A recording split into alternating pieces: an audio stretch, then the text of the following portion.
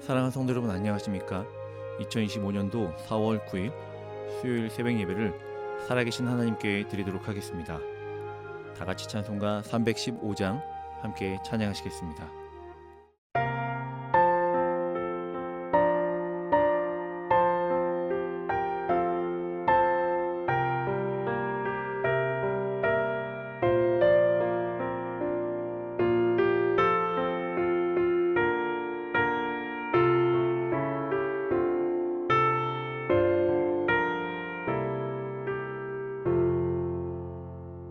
내 주 되신 주를 참 사랑하고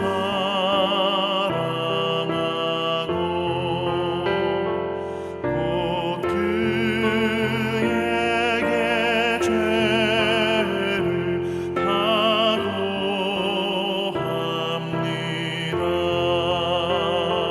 그는 해를 주신 내 예수시니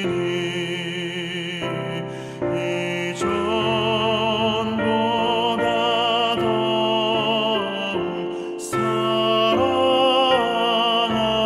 사랑합니다. 주 날 사랑하사 구하시려고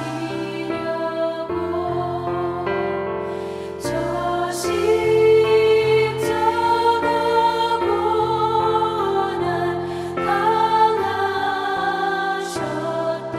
당하셨도다.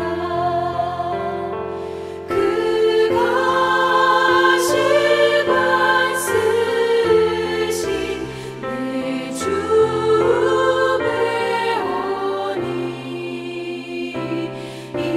이전보다 더욱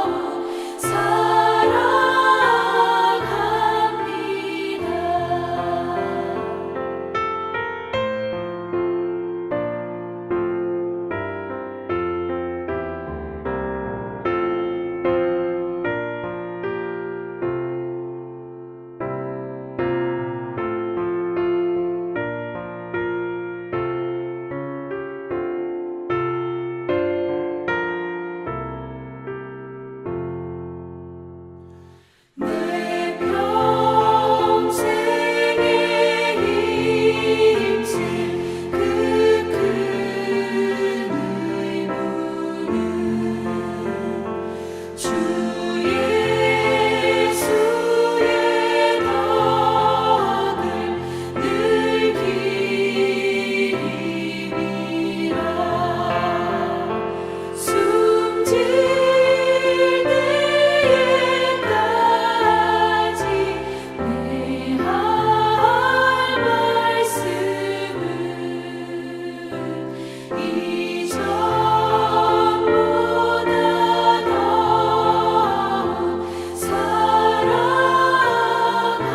사랑합니다. 그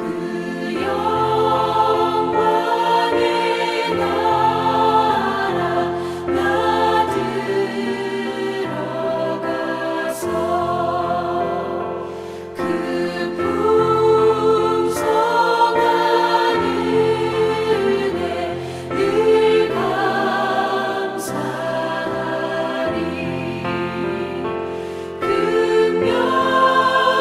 금멸류관 쓰고 나 찬송할 말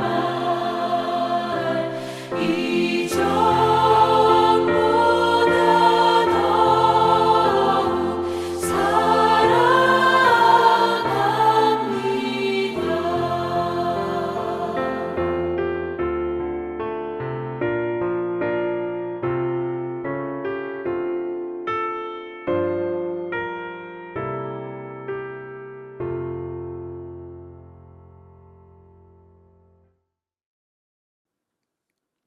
아멘.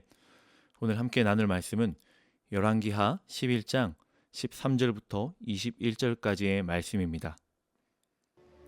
아달랴가 호위병과 백성의 소리를 듣고 여호와의 성전에 들어가 백성에게 이르러 봄에 왕이 규례대로 단 위에 섰고 장관들과 나팔수가 왕의 곁에 모셔 섰으며 온 백성이 즐거워하여 나팔을 부는지라. 아달랴가 옷을 찢으며 외치되 반역이로다 반역이로다 하매 제사장 여호야다가 군대를 거느린 백부장들에게 명령하여 이르되 그를 대열 밖으로 몰아내라. 그를 따르는 자는 모두 칼로 죽이라 하니 제사장의 이 말은 여호와의 성전에서는 그를 죽이지 말라 함이라.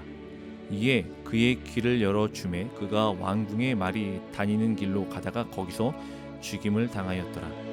여호야다가 왕과 백성에게 여호와와 언약을 맺어 여호와의 백성이 되게 하고 왕과 백성 사이에도 언약을 세우매 온 백성이 바알 신당으로 가서 그 신당을 허물고 그 제단들과 우상들을 철저히 깨뜨리고 그 제단 앞에서 바알의 제사장 mat단을 죽이니라.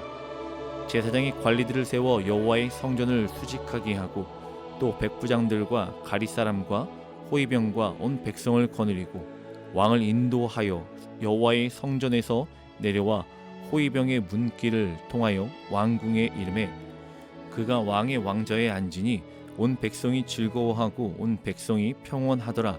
아달랴를 무리가 왕궁에서 칼로 죽였더라. 요아스가 왕이 될 때 나이가 7세였더라. 아멘. 오늘의 본문 11장 13절 이전의 말씀을 보면요, 아달랴의 공격에서 다윗 가문이 살아남음을 볼 수 있습니다. 이러한 과정을 통해서 하나님은 어떠한 상황 속에서도 약속을 신실하게 지키시는 분이라는 것을 알 수가 있습니다. 눈에 띄는 부분이 하나 있습니다. 무엇이냐면 이때에 이 일에 쓰임받는 인물들입니다. 여호세바, 아하시야 누이, 아달랴의 딸, 그리고 오늘 주로 등장하는 여호야다입니다. 여호세바의 남편입니다. 그리고 아달랴의 사위가 되죠. 아달랴가 왕자를 죽이는데 아달랴의 딸과 사위는 그 중에 한 명을 보호합니다. 그 일에 동참하지 않고 그들은 따로 움직인 것이지요. 왜 그렇습니까? 하나님의 개입이 그곳에 있었음을 우리는 알 수가 있습니다.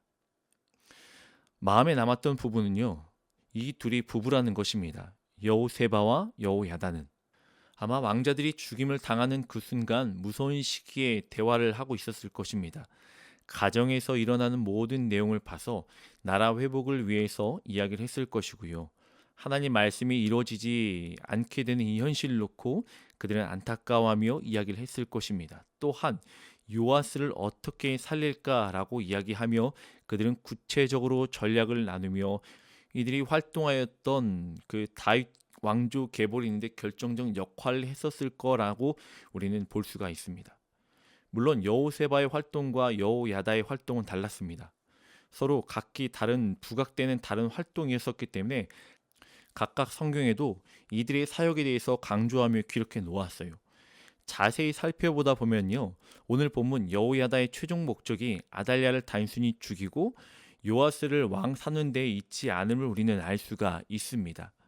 11장 17절의 말씀에 보면요, 여호야다가 왕과 백성에게 여호와와 언약을 맺어 여호와의 백성이 되게 하고 왕과 백성 사이에도 언약을 세우게 하매 만일 아달랴를 단순히 죽이고 요아스를 왕 삼는 데만 목적이 있었다라면 여기서 이 종료가 되었을 것입니다.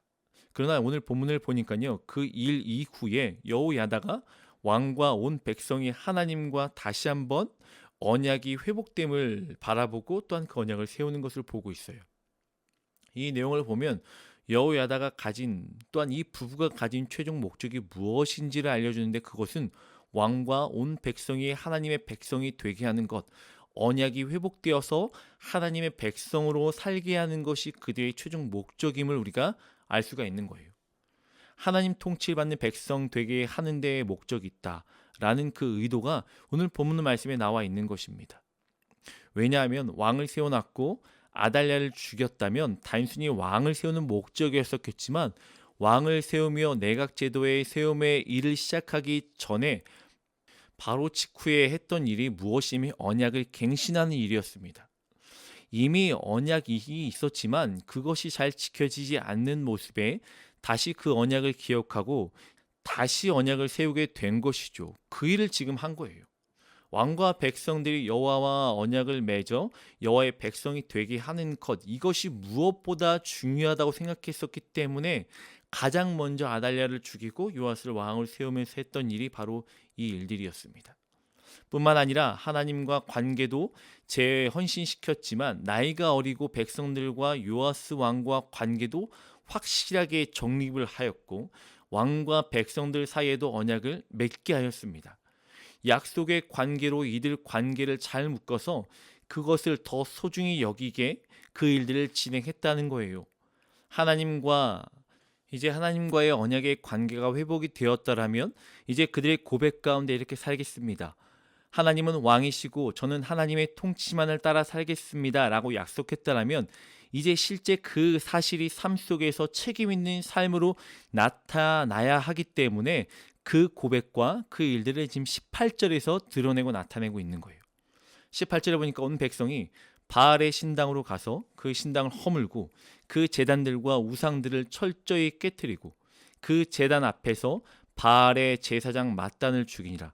제사장이 관리들을 세워 여호와의 성전을 수직하게 하고 하나님과 언약 갱신이 이루어진 자로 마땅한 삶을 가장 첫 번째 지켜야 될 것들로 무엇을 합니까? 우상 척결을 보여줍니다. 그 땅 모든 백성들이 바알 신전으로 가서 바알 신전을 부서뜨립니다. 바알 신전 어디서 등장하였나 보면 아합 가문과 결혼하였던 아달랴가 주도했을 것이라고 이야기해요. 예후 북쪽에서 척결했었지만 아달랴 바알 제사장을 도우려 했는지 남아있던 것이었습니다. 이 백성들이 언약을 맺고 바알 신전을 이제는 제거하는 거예요. 바알 제사장도 제거합니다. 분명히 이들이 하나님과의 언약을 기억함으로 그들이 알고 있던 모든 우상을 척결하기 시작합니다. 여호야다 부부는 뿐만 아니라 이전의 본문에서 이어진 내용을 보면 나라의 회복과 하나님 약속 말씀이 이루어지기 위하여 꿈꿨을 뿐만이 아니라 구체적으로 실행 전략을 두었던 사람임을 우리는 알고 볼 수가 있어요. 어려서부터 아내는 아이를 돌보고 여호야다 제사장 임무를 감당했을 것입니다. 그리고 오늘 본문의 말씀에 그 구체적인 전략을 실행함으로 함부로 막 가지도 않았어요. 실행하며 염두에 두었던 것이 하나 있었습니다. 15절의 말씀에 보면요. 제사장 여호야다가 군대를 거느린 백부장들에게 명령하여 이르되 그를 대열 밖으로 몰아내라. 그를 따르는 자는 모두 칼로 죽이라니 제사장의 이 말은 여호와의 성전에서는 그를 죽이지 말라 함이라.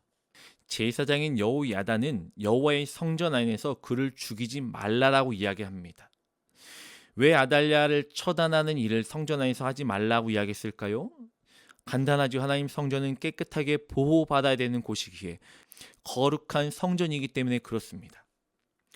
우리가 기억해야 될 것은요. 교회를 개혁한다고 또한 우리가 어떤 일이 일어난다고 하나님 이름을 더럽히며 교회를 더럽히는 일들이 우리에게 있어서는 안 됩니다. 거룩한 곳이고 하나님이 계시는 곳임을 우리는 깨끗하게 보호하고 또한 그것을 아끼고 사랑해야 되는 것이 저와 여러분의 삶입니다.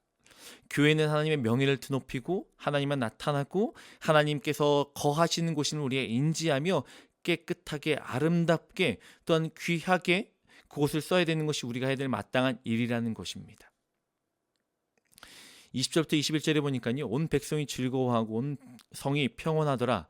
아달랴를 무리가 왕궁에서 칼로 죽였더라. 요아스가 왕이 될 때 나이가 7세였더라. 이렇게 모든 백성들이 기뻐하는 일이 발생한 이후에 성경이 한마디를 기록합니다. 그것이 무엇입니까? 요아스가 왕이 되었을 때 나이가 7세였다는 거예요. 7살 어린 아이가 아무리 왕 쥐에 올랐다 한들 어떤 것을 기획하고 무엇을 지휘할 수 있었겠습니까? 근데 이 땅 가운데 모든 백성들이 기뻐할 만한 어떤 평화가 임했다고 이야기해요. 7살 아이가 거기서 왕이 되었기 때문에 그들이 원했던 왕이 그곳에 왔었기 때문에 그들은 기뻐했던 것이 아니에요.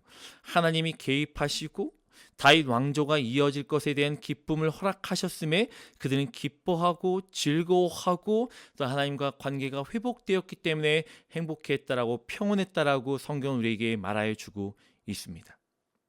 하나님은 이러한 분이십니다.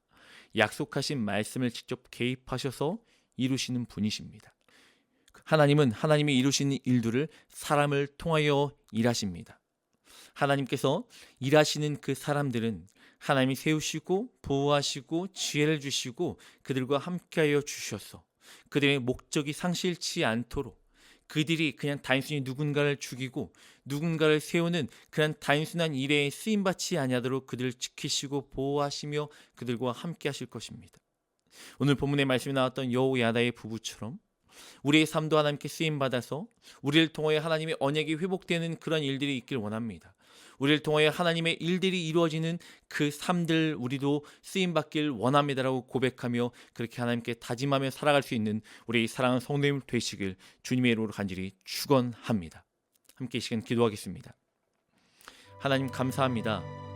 하나님의 일하심을 기대하고 하나님의 섭리하심을 바라보며 하나님께서 우리를 통하여 역사하실 것임을 우리는 기대합니다. 하나님 사용하여 주시옵소서. 축복의 통로로서 하나님이 이루실 것들을 우리의 작은 나약하고 부족한 자들이지만 우리를 통해 일하실 것임을 기대하고 소망합니다. 주여 우리를 주님이 쓰시기에 합당한 도구로 사용하여 주시옵시고 우리도 그 말씀이 들린다라면 예 주님 제가 주님의 말씀에 순종하여 그 일들을 감당하겠습니다 라고 고백하는 귀한 성도의 삶 될 수 있도록 인도하여 주시옵소서. 사랑합니다 주님, 오늘도 그 도구로 사용되겠습니다. 예수님의 이름으로 기도합니다. 아멘. 우리 사랑하는 성도님들, 오늘 하루도 하나님이 쓰시기에 합당한 도구, 하나님이 원하시는 도구의 삶을 살도록 힘쓰며 애쓰는 귀한 성도님들 되시길 주님의 이름으로 간절히 축원합니다. 감사합니다.